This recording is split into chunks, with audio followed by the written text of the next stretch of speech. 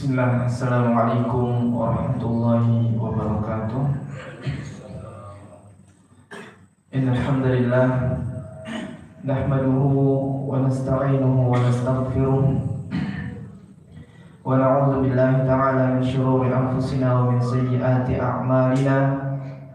Man yahdihillahu fala mudilla lahu wa man yudlilhu fala hadiya lahu. Asyhadu an la ilaha illallah wahdahu la syarika lah wa asyhadu anna Muhammadan abduhu wa rasuluhu salawatu rabbi wa salamuhu alaihi amma ba'd. Ikhwas sekalian azza ya Allah wa iyyakum, tiada henti-hentinya kita memuji Allah Subhanahu wa taala yang telah memberikan kepada kita kesempatan untuk memperdalam ilmu agama ini. Allah Subhanahu wa taala menjadikan kita orang yang mudah melangkahkan kaki ke salah satu daripada majelis-majelis ilmu, ke salah satu daripada taman-taman syurga. Ini merupakan suatu kenikmatan yang besar karena Allah Subhanahu wa taala menjadikan kita sebagai orang-orang yang dicintai olehnya. Sebagaimana dalam hadis yang masyhur yang sering sekali kita dengarkan, bagaimana Nabi SAW mengatakan, man yuridillahu bihi khairan yufaqihuhu fid-din. Siapa yang diinginkan oleh Allah Subhanahu wa taala kebaikan padanya, maka Allah akan pahamkan dia terhadap masalah agamanya. Jelas hadis ini mengatakan terhadap masalah agamanya, bukan masalah duniawinya.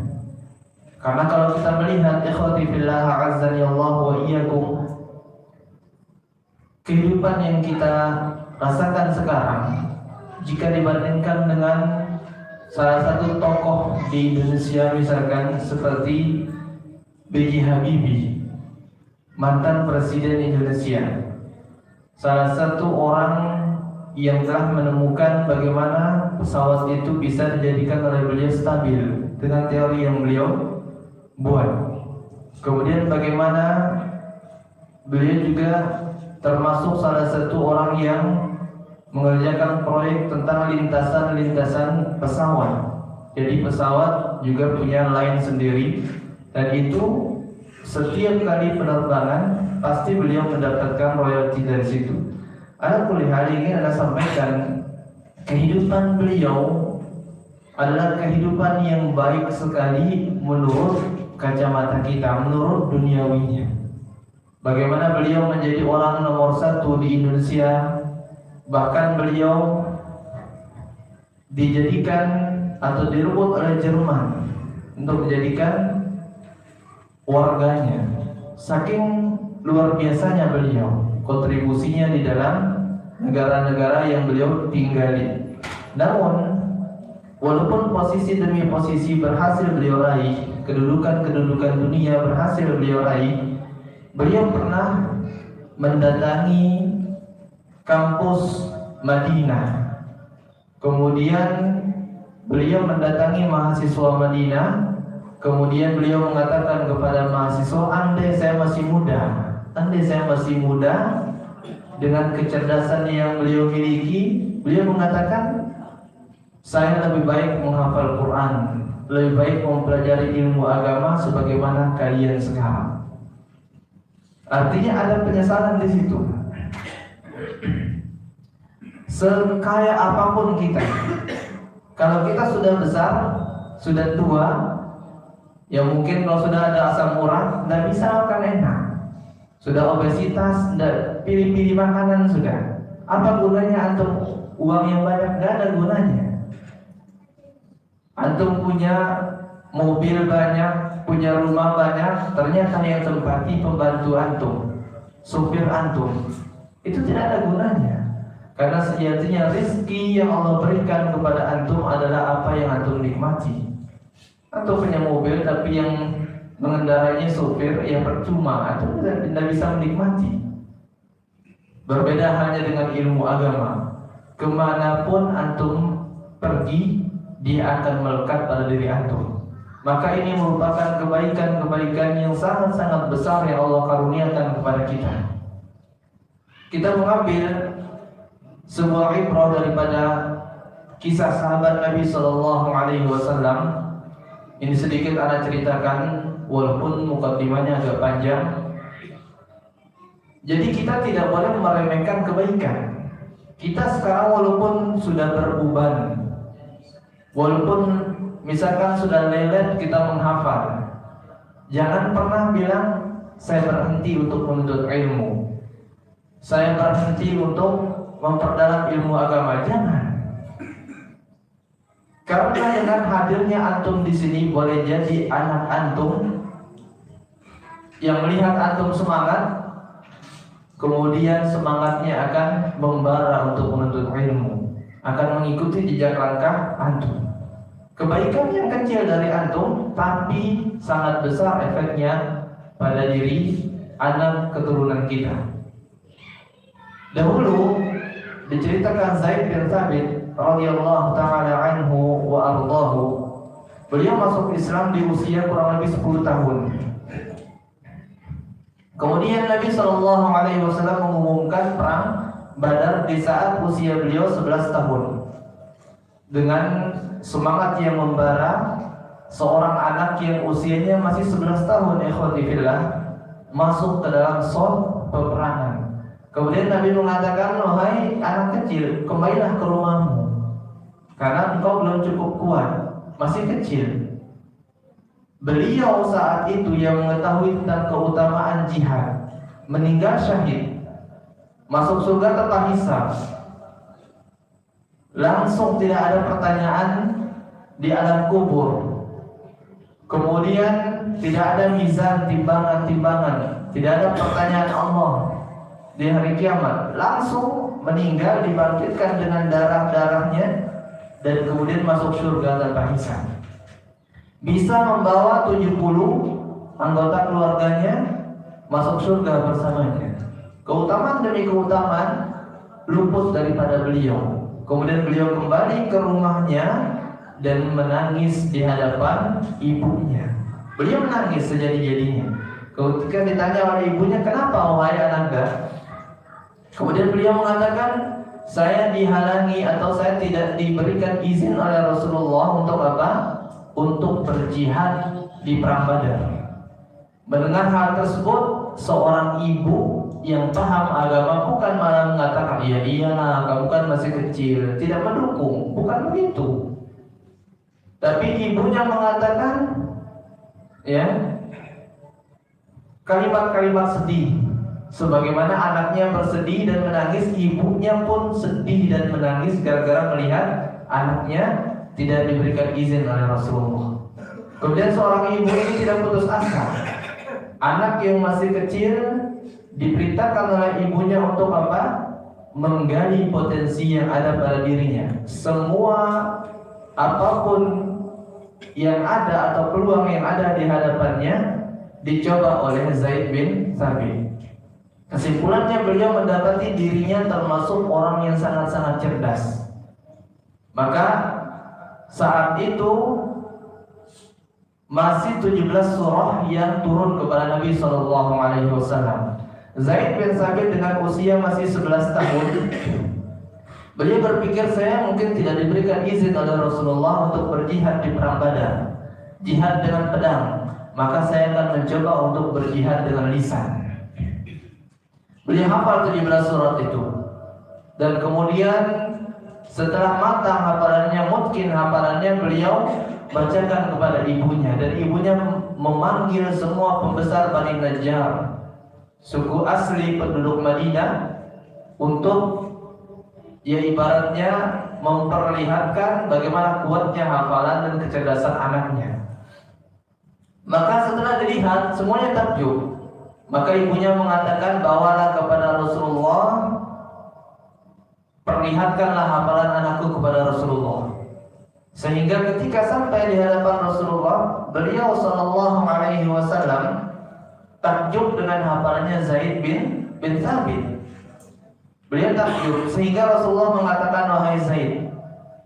Dalam banyak sekali riwayat, di antaranya riwayat dari Imam Ahmad, beliau mengatakan kepada Zaid bin Thabit, wahai Zaid, sesungguhnya aku tidak mempercayai orang Yahudi. Maka pelajarilah bahasa mereka. Karena saat itu bahasanya orang Yahudi kita kenal dengan bahasa Suryani ya, tapi bukan bahasanya Suryani Mamah Gupron itu yang makoli bukan. Ya ini bahasa Suryani, bahasa ahli ahli kitab atau Yahudi. Bahasa aslinya Yahudi namanya bahasa Suryani. Bukan yang makoli yang ada syududu katanya bahasa Jin dan lain sebagainya, bukan itu. Tapi yang asli ya namanya bahasa Suryani. Maka dipelajarilah oleh Zaid bin Thabit. Dalam riwayat lain beliau mengatakan, saya mempelajari bahasa Suryani dalam waktu 15 hari saya bisa berbicara dengan bahasa Yahudi. Saya bisa menulis. Anda bayangkan 15 hari mempelajari bahasa Yahudi. Kemudian dalam riwayat lain beliau mengatakan 17 hari. Ya, ala lihat kita ambil paling lama 17 hari. Paling lama 17 hari bagi beliau, tapi bagi kita ini Masya Allah, kita bertahun-tahun belajar belum bisa bahasa Arab. Ya, ini luar biasa kecerdasan beliau. Sehingga apa? Beliau menjadi sekretarisnya Nabi SAW. Tidaklah datang surat Yahudi melainkan beliau bacakan dan terjemahkan kepada Rasul SAW. Kemudian ketika Rasulullah meninggal, khalifah saat itu adalah Abu Bakar As-Siddiq. Kemudian Abu Bakar memanggil Umar bin Khattab musyawarah tentang bagaimana kalau kita mengumpulkan Al-Quran. Karena dulu Al-Quran itu ditulis pada tulang belulang, kemudian pelepah kurma, bebatuan. Pokoknya belum terkumpul seperti mushaf yang kita lihat sekarang. Akhirnya Abu Bakar dan Umar memanggil Zaid bin Thabit. Beliau mengatakan, ya Zaid, innaka syabun. Wahai Zaid, engkau adalah seorang pemuda yang masih kecil. Akan tetapi la nattahimuk. Kami ini tidak pernah meremehkan engkau. Kunta katabtal wahya 'inda Rasulillah sallallahu alaihi wasallam. Dahulu ketika Rasulullah masih hidup, engkau tulis wahyu untuk Rasulullah. Engkau jadi sekretarisnya Rasulullah, kata Abu Bakar dan Umar. Fatatabba'il Quran fajma'hu. Maka sekarang cari semua Al-Quran yang turun itu, yang ada di tulang belulang, di pelepah kurma, sekarang kumpulkan jadi satu tempat. Fajma'hu, kumpulkan dia. Akhirnya dibuatlah lembaran dari kulit, ditulislah Al-Quran sebagaimana yang kita lihat sekarang, ya, dengan satu kitab yang rapi. Mungkin kita dengar sepele bagaimana keinginan beliau untuk berjihad, kemudian dihalangi oleh Rasulullah. Tertutup satu pintu daripada beliau. Tetapi dengan semangat beliau, dengan keyakinan beliau bahwasanya Allah pasti akan memuliakan agama ini. Tetapi masalahnya apakah Allah akan memuliakan kita menjadi orang yang memuliakan agama ini? Ini masalahnya. Kalau berbicara tegaknya Islam tetap akan tegak. Tapi apakah kita menjadi salah satu rijalnya? Menjadi salah satu orang yang berjuang untuk tegaknya ini? Ini suatu yang menjadi pertanyaan besar yang menghantui Zaid bin Thabit sehingga beliau senantiasa semangat di dalam belajar ilmu agama, menghafal wahyu-wahyu yang turun kepada Rasul sallallahu alaihi wasallam. Maka dari masalah yang sepele itu lahirlah Zaid bin Thabit yang terkenal kuat dengan kecerdasan beliau. Antum bayangkan, semua Al-Quran yang kita bacakan sekarang, baik Quran Depak, cetakan Madinah, cetakan Turki dan lain sebagainya, tetapi isinya sama ya, sama isinya, tidak ada beda, hatta satu huruf asli sama, tidak ada beda. Maka bayangkan, semua pahalanya itu didapatkan oleh Zaid bin Thabit. Kembali semuanya kepada beliau. Maka sekali lagi, ikhwati fillah azanillahu wa iyyakum, mungkin Allah menutup jalan kebaikan pada diri kita. Tetapi jangan putus asa kita untuk belajar ilmu agama. Jangan putus asa untuk belajar ilmu agama. Ingat, kita ini qudwah bagi anak kita. Anak kita tidak akan pernah mematuhi semua ucapan kita, akan tetapi mereka mengcopy paste perbuatan-perbuatan kita. Antum sekarang suruh anak menghafal, kalau antum tidak menghafal, tidak mungkin malu mereka. Antum suruh anak jangan main game nah, tapi antum main game. Jangan nonton terus nah, tapi antum tidak pernah lepas HP di tangan antum. Mustahil. Coba saja, nggak usah ngomong. Antum pegang Al-Quran, yakinlah anak tersebut pasti ingin membeli Al-Quran baru. Antum baca buku, yakinlah anak tersebut pasti ingin membaca buku. Seorang anak adalah peniru yang baik, bukan seorang pematuh yang baik. Jadi sekali lagi, mungkin Allah menuntut ilmu menjadi seorang alim bagi diri kita, tapi ingat kita mempunyai seorang anak yang mengikuti kita. Dengan hadirnya kita di majelis ilmu, boleh jadi anak keturunan kita, di antara mereka ada yang menjadi orang yang sangat-sangat berilmu dan menegakkan agama Islam ini, meninggikan kalimat Allah, karena sebab melihat kita senantiasa hadir dan semangat walaupun usia kita sudah tua seperti ini. Ya, semoga Allah menjadikan anak keturunan kita orang yang berilmu dan menegakkan ilmu tersebut dengan amalan serta mendakwakan ilmu tersebut. Kita lanjutkan ikhwati fillah azza Allahu wa iyyakum. Kemarin kita sudah membahas bagaimana upaya-upaya orang Quraisy dalam menghalangi dakwah Nabi sallallahu alaihi wasallam. Baik yang pertama dengan mencibir, mencela, mencemooh dan lain sebagainya, yang masih dengan perkataan.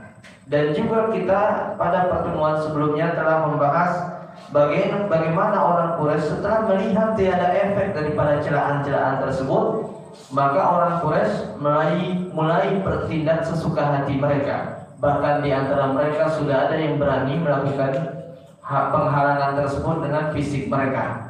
Sampai mereka membuat panitia khusus yang berjumlah 25 orang, diketuai oleh Abu Lahab paman Nabi sallallahu alaihi wasallam. Panitia khusus untuk membubarkan kajian-kajian Rasul sallallahu alaihi wasallam. Sekarang kita lanjutkan kepada upaya yang ketiga yang dilakukan oleh orang Quraisy dalam menghalangi orang lain untuk memeluk agama Islam.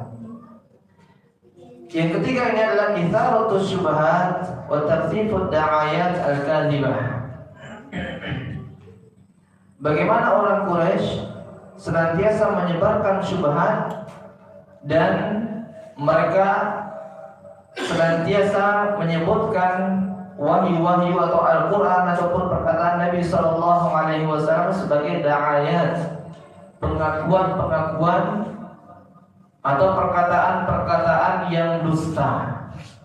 Perlu dipahami ikhwati fillah azanillahu wa iyyakum, fitnah yang terjadi pada anak Adam ini tidak lepas daripada dua hal. Hanya fitnah syubhat dan fitnah syahwat. Hanya dua ini fitnah dalam diri kita, baik pada masalah duniawi secara umum ataupun secara khusus pada agama kita. Tidak akan pernah lepas daripada fitnah syubhat, dan yang kedua adalah fitnah syahwat. Fitnah yang paling besar di antara kedua ini adalah fitnah syubhat. Bukan berarti ketika kita katakan yang paling besar adalah fitnah syubhat, kemudian fitnah syahwatnya itu kecil. Enggak. Besar juga fitnah ini, tetapi yang lebih besar daripada itu fitnah syubhat. Susah sekali untuk diobati. Maka kalau antum mengingat ketika awal Masjid Al-Hadi ini mulai dimakmurkan, di situ ada pengumuman dari Ustaz Jihad. Beliau mengingatkan kita semua bahwasanya kita akan memakmurkan dan menjadikan Masjid Al-Hadi ini seperti sekarang ini, jadikan pusat kajian dan lain sebagainya. Dan kemudian beliau mengatakan di bawahnya, walaupun untuk datang ke lokasi ini kita akan melewati penampakan yang sangat mengerikan. Ya tidak masalah kata beliau. Kenapa? Karena ini adalah masalah syubhat. Lebih besar daripada itu kalau orang terkena syubhat. Ini masalah, maka kita berusaha untuk mengobati syubhat. Kita akui hal yang terjadi yang di jalan kita ke sini sangat-sangat mengganggu kita yang berusaha mendekatkan diri kepada Allah Subhanahu wa taala. Bagaimana tidak? Allah Subhanahu wa taala katakan wala taqrabuz zina. Jangan mendekati zina. Ya, mendekati saja wasilah apapun kepada pendekatan terhadap zina itu diharamkan oleh Allah Subhanahu wa taala. Diharamkan ikhwati fillah, innahu kana fahishata, kata Allah. Sesungguhnya zina ini adalah suatu yang sangat-sangat keji, wasa asabila, dan suatu jalan yang sangat-sangat buruk. Maka berbicara dengan lawan jenis dalam tanda kutip semua hal yang apa? Yang menjadi da'iyah, sesuatu yang bisa menimbulkan hawa nafsu kita naik misalkan kepada lawan jenis kita, maka itu diharamkan. Contohnya apa misalkan? Fimis deliki rogibtu, ya. Wanita sepertimu itu kayaknya yang saya inginkan. Biasa saja, tapi wanita yang mendengarkan langsung merasa. Misalkan seperti ini juga diharamkan dalam syariat kita. Diharamkan. Kenapa? Karena bisa menjadi wasilah kepada perzinahan. Kemudian ada pacaran, jadi diharamkan. Nah, di sini jelas kita lihat di jalan-jalan sangat-sangat banyak da'iyah, pengajak kepada perbuatan yang keji tersebut. Namun lebih daripada itu adalah fitnah syubhat, fitnah syahwat afwan. Yang ingin kita tekankan, kita hapus adalah fitnah syubhat. Kenapa? Kenapa fitnah syubhat lebih besar daripada fitnah syahwat? Ikhwati fillah. Karena kalau berbicara tentang fitnah syahwat, orang yang lama berzina, tahu gak dirinya salah? Pasti tahu. Pasti tahu. Hatta dia pendosa seperti apa, pasti dia menyesal setelah melakukan itu. Orang yang mencuri, pasti tahu dia salah. Orang yang membunuh orang lain, pasti dia tahu dirinya salah. Dia akan bertobat kepada Allah Subhanahu wa taala. Tapi kalau terkena fitnah syubhat, seperti contohnya orang melakukan bid'ah, zikir sampai mau jatuh, kiri kanan dia goyang sampai mau jatuh, rokok sempurna kalau tidak salah, yang ada tulisan A di depannya itu, kata ini sunnah. Ya kenapa? Karena setiap hisab menghirupnya kita mengatakan A ini adalah Allah. Allahumma musta'an dalilnya. Ya, zikirnya goyang sana sini, akhirnya semakin dinikmati. Wal'iyadzubillah, semakin dinikmati ikhwati fillah, semakin dia menganggap dirinya benar. Orang kalau sudah menganggap dirinya benar, bagaimana cara kita obati? Tidak bisa. Antum nasihati masuk telinga kiri, keluar telinga kiri lagi. Masih mending masuk telinga kiri, keluar telinga kanan. Artinya ada mungkin 1-2 kata yang akan nempel di otaknya. Tapi kalau masuk kiri, keluar kiri, itu namanya ya terpental itu omongan itu. Kenapa? Karena dia juga merasa dirinya benar. Maka wajar kalau bid'ah itu lebih dicintai oleh iblis daripada semua hal yang berbau fitnah syahwat. Kenapa?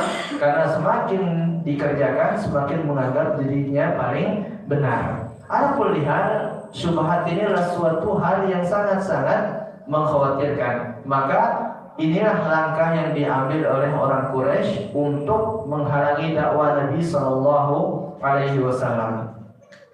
Siapapun yang mendengar dakwah Nabi didatangi oleh orang Quraisy, baik mereka orang yang sudah memeluk agama Islam ataupun yang belum, selama Rasulullah sudah mengatakan dan didengar oleh orang Quraisy, maka pasti didatangi. Kemudian diberikan perkataan-perkataan yang mengandung syubhat. Di antaranya sebagaimana Allah Subhanahu wa taala berfirman, qalu Allahu ahlam. Mereka mengatakan itu mimpi saja, mimpi kosong saja. Sementara Al-Quran ini adalah sesuatu yang dikatakan oleh Al-Walid bin Al-Mughirah yang pernah kita sampaikan di pembahasan sebelumnya. Bagaimana Al-Quran ini manis sekali. Kemudian innahu ya'lu wa la yu'la alaihi, perkataan yang paling tinggi dan tidak ada yang lebih tinggi daripadanya. Ketika orang sudah menikmati Al-Quran, datanglah mereka, itu hanya mimpi yang kosong saja. Sebagaimana kita kalau bermimpi menjadi orang yang Allah Subhanahu wa taala cukupkan semua kehidupan kita dalam mimpi itu. Semua apa yang kita inginkan ada, semuanya terpenuhi. Ternyata ketika kita sudah gembira, bangun karena azan subuh misalkan, ya, seolah-olah ada penyesalan dalam diri kita. Inilah terjadi pada orang Quraisy yang tadinya sudah mau beriman, kena syubhat, tidak mau beriman lagi. Kemudian dikatakan oleh muallif di sini, Syekh Safiyur Rahman Al-Mubarakfuri rahimahullahu taala, beliau mengatakan iftarahu min 'indi nafsi. Orang Quraisy juga mengatakan bahwasanya Nabi Muhammad ini membuat-buat Al-Quran ini. Jadi perkataan yang dibacakan kepada kalian itu bukan perkataan Rabbul Alamin, bukan perkataan Allah Subhanahu wa ta'ala, akan tapi Al-Quran ini adalah perkataan yang dibuat-buat oleh Nabi Muhammad sallallahu alaihi wasallam, kata mereka. Jadi dihasut semuanya. Ada yang mengatakan, coba lihat, ya, Al-Quran ini kita pun bisa membuatnya, kata mereka. Tapi nanti kita akan bahas bagaimana tahaddi bil Quran, bagaimana Allah Subhanahu wa taala mengancam orang Quraisy dengan Al-Quran. Insyaallah kita akan bahas lebih lanjut. Kemudian mereka juga mengatakan wa ahyanan kanu yaqulun innama yu'allimuhu bashar. Terkadang juga mereka mengatakan Al-Quran itu sejatinya adalah perkataan Muhammad yang diajarkan oleh orang kepada beliau sallallahu alaihi wasallam. Pertanyaan kita sederhana, siapa guru Nabi Muhammad? Tidak ada. Antum kalau tanya siapa guru anak, banyak anak bisa sebutkan. Sudah banyak guru, ilmunya masih sedikit. Ini Nabi Muhammad nggak ada gurunya, tapi ilmunya jangan tanya. Sepakat kita orang yang paling mengetahui tentang hak-hak Allah adalah Nabi Muhammad SAW. Gurunya para guru adalah Nabi Muhammad SAW. Tapi coba lihat siapa gurunya Nabi Muhammad? Nggak ada. Terus kita akan mengatakan yu'allimuhu bashar. Al-Quran ini diajarkan oleh orang kepada Nabi Muhammad, begitu? Nggak bisa. Nabi Muhammad nggak bisa baca tulis. Sehingga dalam kitab Taurat dan Injil dikatakan tentang sifat Nabi Muhammad, Allah Subhanahu wa taala membicarakan hal tersebut dalam Al-Quran surah Al-A'raf, alladzina yattabi'una ar-rasula an-nabiyyal ummi. Mereka orang yang beruntung itu yang mengikuti seorang nabi yang ummi, nggak bisa baca tulis. Apa hikmahnya? Kenapa nabi nggak bisa baca tulis? Agar orang tidak ada yang mengatakan, ini hanya literasi orang-orang yang terdahulu dibaca, kemudian dihafal, kemudian Al-Quran ditulis. Nah, kalau ada orang seperti itu, tinggal kita katakan, gimana mau membaca Nabi Muhammad turun ayat pertama, Iqra ma'ana biqari. Dipeluk oleh Jibril sebagaimana sudah kita bahas sampai 3 kali, Iqra, bacalah. Aku tak bisa baca, kata Nabi Muhammad. Iqra ma'ana biqari, bacalah, aku tak bisa baca. Terus kita akan mengatakan diajar oleh orang, kemudian dia cari sendiri misalkan Belajar baca kitab nggak bisa. Nabi Muhammad ciri-cirinya adalah ummi. Semua nabi itu pasti ummi. Kenapa? Agar sangkaan-sangkaan seperti itu ditepis oleh Allah Subhanahu wa taala melalui sifat para nabi dan rasulnya. Wa rubbama qalu in hadza illa ifkun. Mereka mengatakan juga dalam surah Al-Furqan ayat 4, mereka mengatakan Al-Qur'an ini tidak lain dan tidak bukan hanyalah ifkun, kebohongan yang nyata.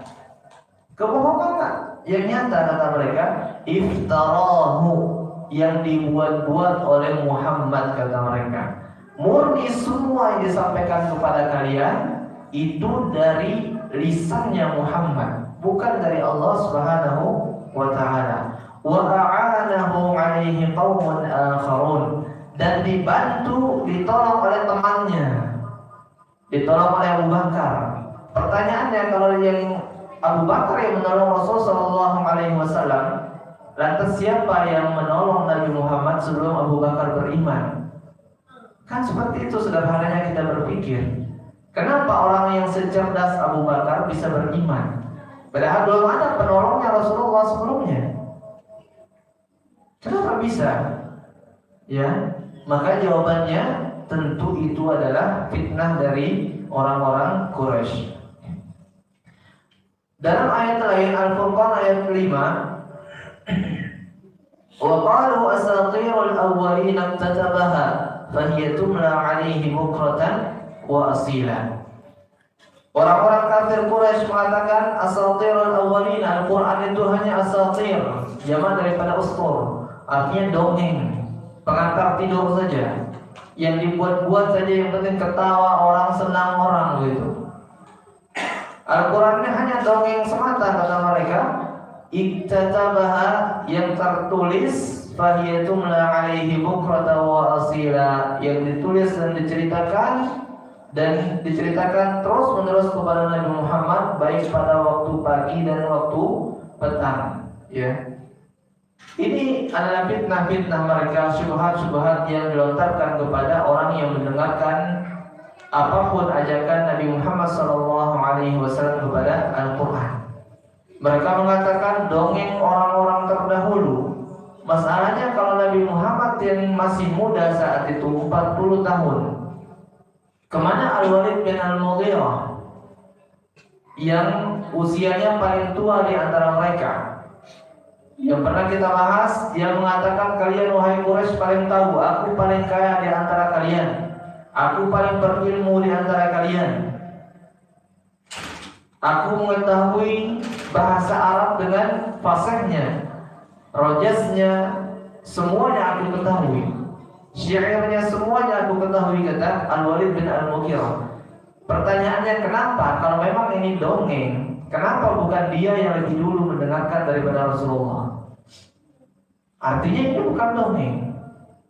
Kemana Abu Jahal yang namanya dulu ada Abul Hakam, orang yang paling cerdas, orang yang di usianya masih 20-an tahun sudah masuk ke Darun Nadwa, sementara orang yang masuk ke Darun Nadwa, tempat berkumpulnya orang Quraisy, musyawarahnya orang Quraisy, rapatnya orang Quraisy, Darun Nadwa namanya, yang dibangun oleh Qusay bin Kilab. Abu Jahal di dalam situ yang boleh masuk hanya orang yang berusia sudah menjadi syekh, orang yang sudah tua 40 tahun ke atas, karena kecerdasan dan pengalamannya. Tapi berbeda dengan Abul Hakam atau Abu Jahal.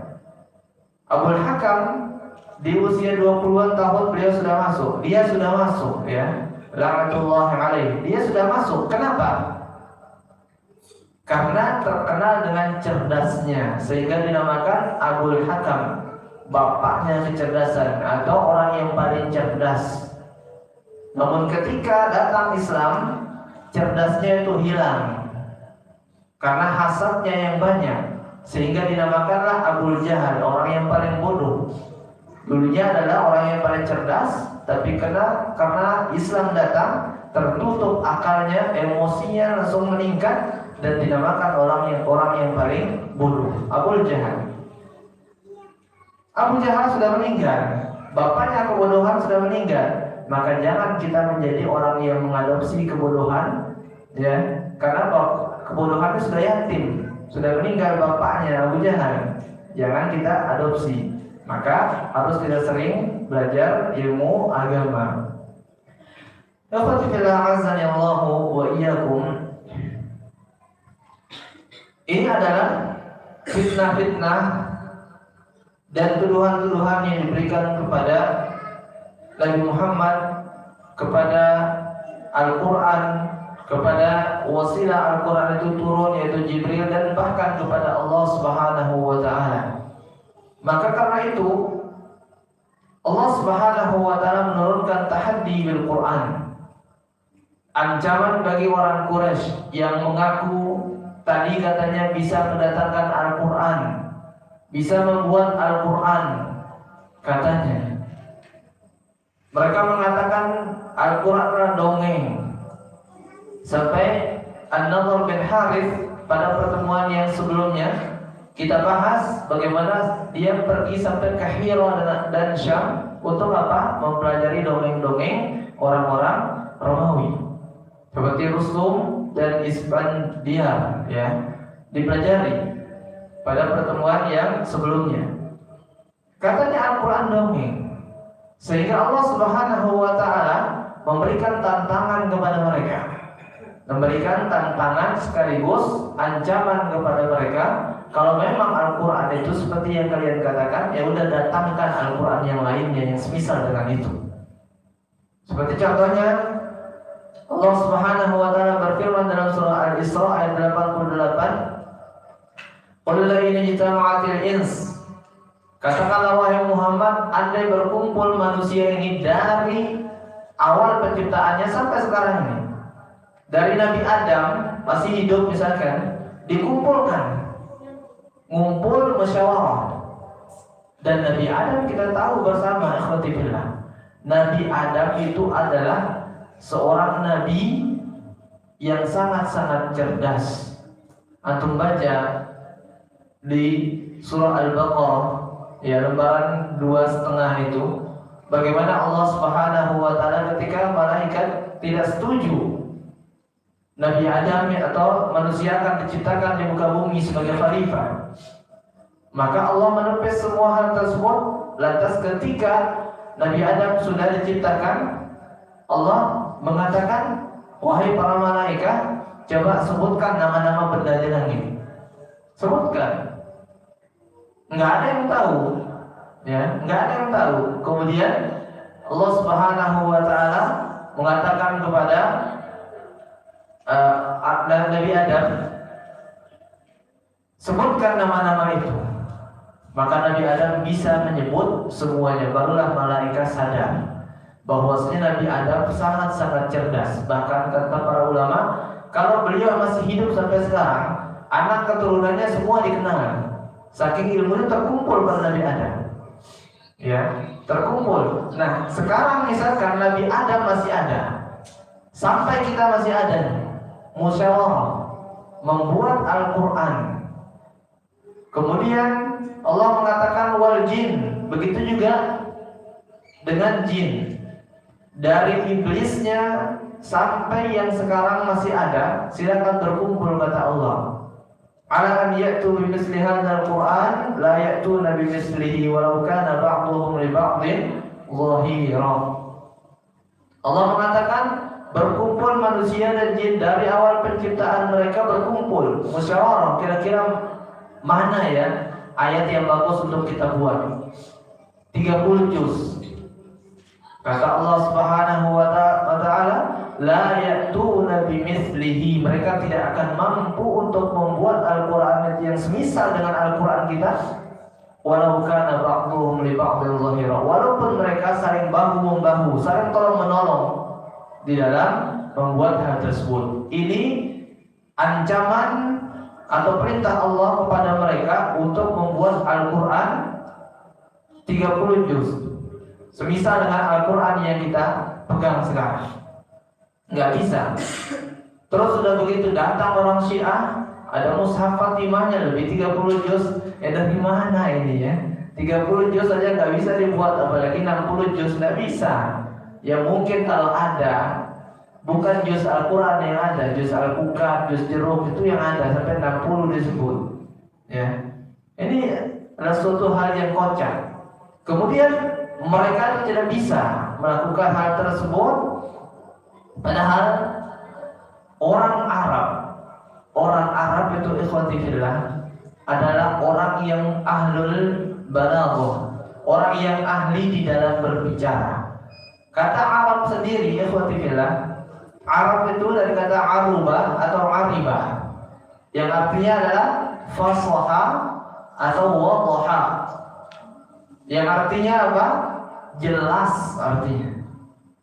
Mereka adalah orang yang paling hebat berbicara, ilmu bayan mereka. Maka Nabi mengatakan sesungguhnya inna fil bayani lasihra, dalam penjelasan bahasa Arab itu seperti sihir. Ya. Kalau orang Arab sudah menjelaskan seperti kena sihir kita, mandot aja kita. Beda dengan kalau kita menjelaskan dengan bahasa Indonesia, sehebat apapun mereka, mungkin tidak menyentuh hati kita. Tapi kalau bahasa Arab, wa inna fil bayani lasihra, kata Nabi, dalam menjelaskan dalam bahasa Arab ini seperti sihir, orang akan terdengar. Maka kalau kita membaca Al-Quran, tenang jiwa kita. Tenang jiwa kita. Orang Arab adalah orang ahlul balaghah, orang yang paling fasih. Sehingga perlombaan mereka bukan main kelereng seperti kita, bukan main bola seperti kita. Perlombaan mereka setiap tahunnya menulis syair, bait-bait syair yang menang digantung di Ka'bah. Saking hebatnya mereka di dalam berbahasa. Tetapi ketika disuruh datangkan Al-Quran 30 juz, mereka semuanya angkat tangan, mereka menyerah. Tapi gak mau berhenti, tetap mencela Al-Quran. Sehingga Allah mengatakan dalam ayat yang lain, kalau begitu datangkan 10 surat saja. Berapa surat dalam Al-Quran? Ada 114 surat. 114 surah. Allah mengatakan datangkan 10 surah saja dah. Kalau nggak bisa 114 surah, datangkan 10 surah. Dalam Al-Quran dijelaskan surah Hud ayat 13, Allah Subhanahu wa taala mengatakan am yaquluna iftarah. Apakah mereka orang Quraisy itu mengatakan Nabi Muhammad yang membuat Al-Quran ini? Nabi Muhammad yang membuat Al-Quran ini mengada-adakannya, kata Allah Subhanahu wa taala,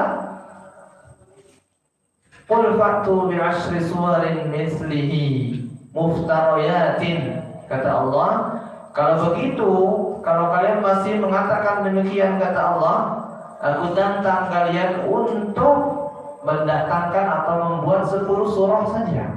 10 surah saja datangkan. Kata Allah Subhanahu wa ta'ala, wad'u man istata'tum min dunillahi in kuntum shadiqin. Dan datangkan siapapun yang kalian merasa mereka adalah orang hebat. Kalau kalian termasuk orang-orang yang benar terhadap pengakuan kalian. Kalau kalian mengatakan Al-Quran ini dibuat-buat oleh Nabi Muhammad, sendiri Nabi Muhammad buat, kata mereka, coba datangkan berapapun orang, sehebat apapun mereka, datangkan, ngumpul kalian, buat 10 surah saja dah. Ya, gak usah banyak-banyak, 10 saja dah. Ya, buat itu. Buat 10 surah kalau kalian mampu, kata Allah Subhanahu wa ta'ala, jika kalian termasuk orang-orang yang benar. Kita berhenti sejenak karena sudah sampai waktu Isya. Kita azan dulu. Kita lanjutkan sedikit. Kemudian setelah mereka tidak bisa mendatangkan 10 surah daripada Al-Quran, Allah Subhanahu wa ta'ala meringankan kepada mereka, tidak usah 10 surah, buat 1 surah saja.